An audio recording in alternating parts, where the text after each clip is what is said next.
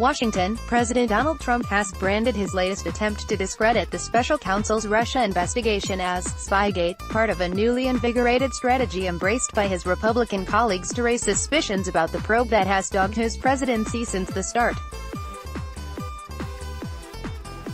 Trump now is zeroing in on and at times embellishing reports that a longtime U.S. government informant approached members of his 2016 campaign during the presidential election in a possible bid to glean intelligence on Russian efforts to sway the election. He tweeted Wednesday morning that the FBI has been caught in a major spy scandal. Trump's latest broadside set the stage for an unusual decision by the White House to arrange a briefing about classified documents for just two Republican House members, both Trump allies, in a meeting expected Thursday, as Trump and his supporters in Congress press for information on the outside informant. After Democratic complaints, the White House said late Wednesday that it would also give an additional briefing to a group of lawmakers known as the Gang of Eight after the Memorial Day recess. Later, the White House said it would try to hold the bipartisan meeting before the holiday. That group includes the top Republicans and Democrats in each chamber and the top Republicans and Democrats on the House and Senate Intelligence Committees. It remains unclear what, if any, spying was done. The White House has given no evidence to support Trump's claim that the Obama administration was trying to spy on his 2016 campaign for political reasons.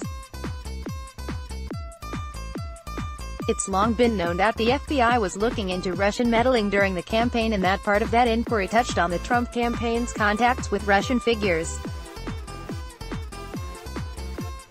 Trump has told confidants in recent days that the revelation of an informant was potential evidence that the upper echelon of federal law enforcement has conspired against him, according to three people familiar with his recent conversations but not authorized to discuss them publicly.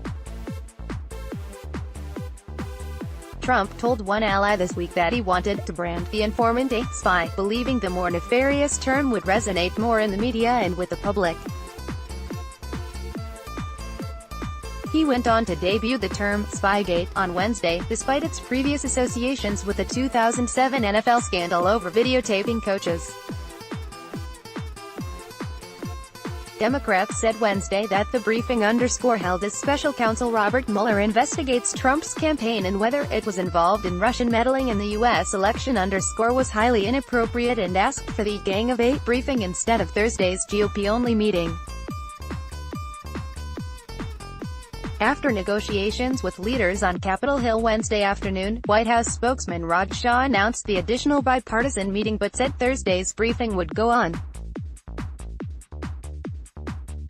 Some Senate Republicans have asked to be invited to the meeting as well, arguing that they should be included.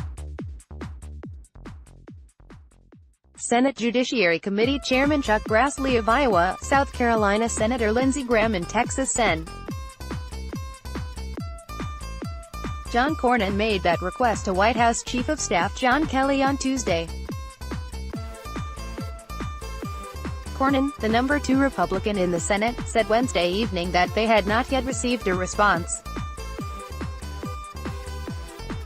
The meeting scheduled for Thursday was encouraged by Trump and brokered by the White House.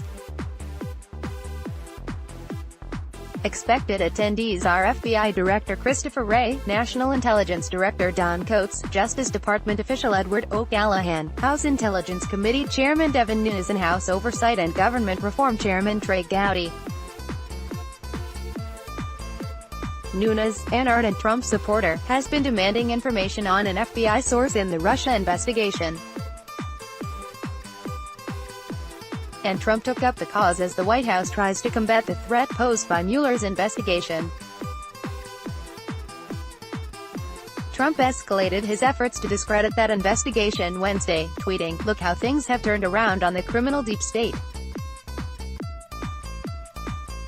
They go after phony collusion with Russia, a made-up scam, and end up getting caught in a major spy scandal the likes of which this country may never have seen before." What goes around, comes around. Former FBI Director James Comey, who was fired by Trump last year, tweeted Wednesday morning that the agency's use of secret informants was tightly regulated and essential to protecting the country. Attacks on the FBI and lying about its work will do lasting damage to our country, he said. How will Republicans explain this to their grandchildren?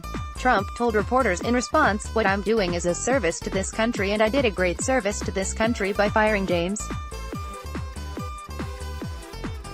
Comey." The back and forth between Congress and the Justice Department over the Nunes request _one of many over the course of the Russia investigation has been simmering for weeks.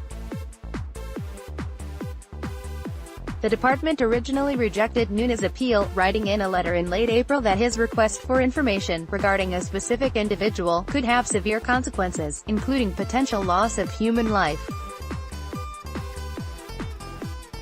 Negotiations over the information stalled, but restarted when Trump demanded in a tweet Sunday that the Justice Department investigate whether or not the FBI, DOJ infiltrated or surveilled the Trump campaign for political purposes. The Justice Department agreed by expanding an open, internal investigation to determine whether there was any politically motivated surveillance. And the White House said Kelly would organize the meeting with House lawmakers to discuss the documents, although he and other White House staffers would not be present. The New York Times was the first to report that the FBI had an informant who met several times with Trump campaign officials who had suspicious contacts linked to Russia.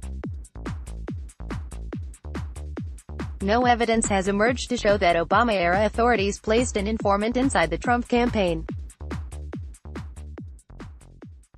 Separately on Wednesday, Mueller's prosecutors asked the federal judge to start the process of sentencing former Trump campaign advisor George Papadopoulos, who has been a key witness in the investigation since his plea last year to lying to the FBI.